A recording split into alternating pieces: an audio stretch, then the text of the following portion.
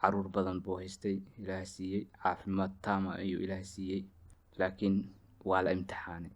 xoolihii baa laga baabiyey, caruurtii baa ka dhinteen, cudur darano jirkiisa ah. Wastaciinuu bisabri wassalaat ayuu Ilaahay subxaanahu watacaala leeyahay, salaada iyo sabirka kaashada. Assalaamu calaykum waraxmatullaahi wabarakaatuhu. Kusoo dhawaada Miiraat Podcast. Maanta mowduuc aad u muhiim ah ayaanu ka hadlaynaa: sidee iimaanka loo ilaaliyaa marka noloshu adkaato, marka ducadu daahdo, dhibku bato, rajo beel la dareemo. Muuqaalkan waa muuqaalkaaga. Dhammaan waxaan isla raadinaynaa xalka noogu muhiimsan oo aynu iimaankeena u ilaalsanayn. Marka hore waa inaan fahamnaa hal xaqiiqo: nolosha adkaan doontaa. Ilaahay qur-aanka ayuu si cad ugu sheegay. Ma u malaynayaan dadka in la iska daayo iyagoo leh waan rumaynay, iyagoo aan la imtixaanin? Noloshan micnaheedu waxay tahay waa imtixaan, laakiin waxaa loo baahan yahay inaynu iimaankeena aad u ilaalino. Iimaanku ma ahan sheegasho keliya. Iimaanka dhabta ah waa imtixaan ayuu maraa. Qof walba, mid saboolnimo ayaa lagu tijaabiyaa, mid xanuuna lagu imtixaanaa, mid khasaare hantiyadeed ayaa lagu imtixaanaa, mid kali ahaansho ayaa lagu imtixaanaa. Dhibaatooyinku waa iska fara badan yihiin. Su-aashu ma aha maxaa dhib igu dhacay. Su-aashu waa sideen uga gudbaa anigoo iimaankayga ilaalinaya. Ilaahay wuxuu yiri qur-aankiisa: hubaal dhibka kadib waa fudeed. Hubaal dhibka kadib waa fudeed. Fa inna maca alcusri yusra, inna maca alcusri yusra. Dhibka kadib fudeed ayaa imaanaya, laakiin imtixaanku waana sugayaa. Laakiin inaanu quusano ma wanaagsana. Iimaanka waxaa ilaaliya marka aad rumaysato in dhibkani uusan ahayn mid joogto ah. Ogaato in Ilaahay ka ogyahay adiga naftaada.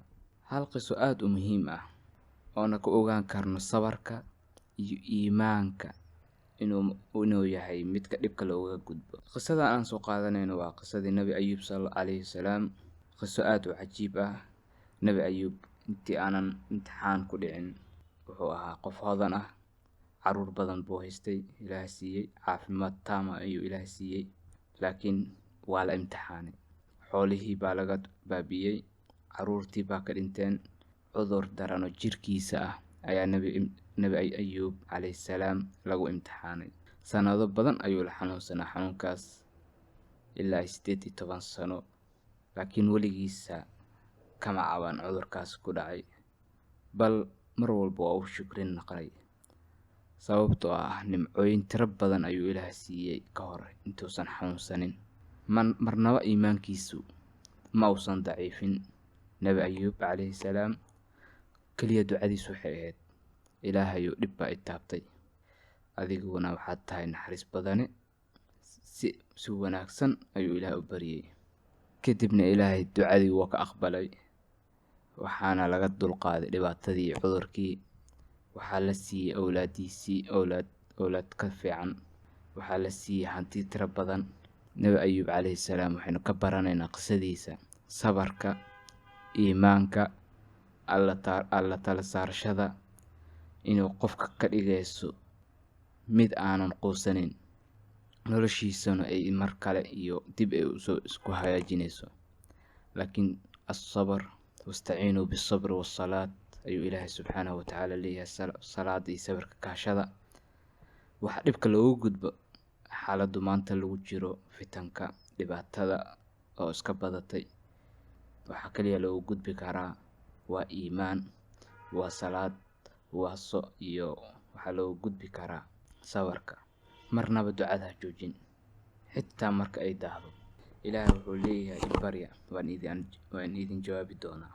salaada ku dhig mar walba. Ilaahay wuxuu leeyahay wastaciinuu bisabri wassalaat, salaad kaashada. Marnaba ha quusanin. Ilaahay wuxuu kuu qoray qiso adiga ku gaar ah. Dadka kale waa ka duwan tahay.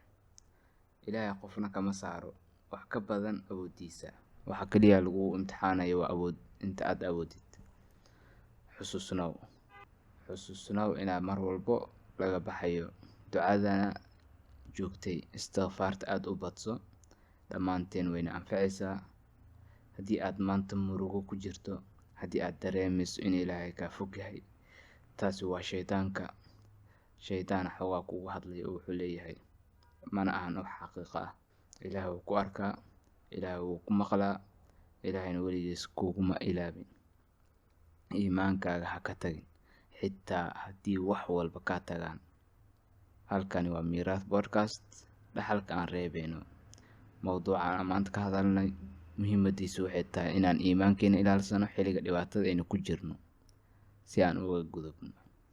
Adduunka kan waxaa loo abuuray imtixaan, caqabado badan kusoo wajihi karo. Waxaan loo gudbi karaa inaan iimaankeena ilaalsano, salaada iyo sabarkan aan kaashano. Wassalaamu calaykum waraxmatullaahi wabarakaatuh. Waa mahadsantihiin. Fadlan hadduu mowduucan ku cajibiyey, subscribe, like iyo share. mahadsanid.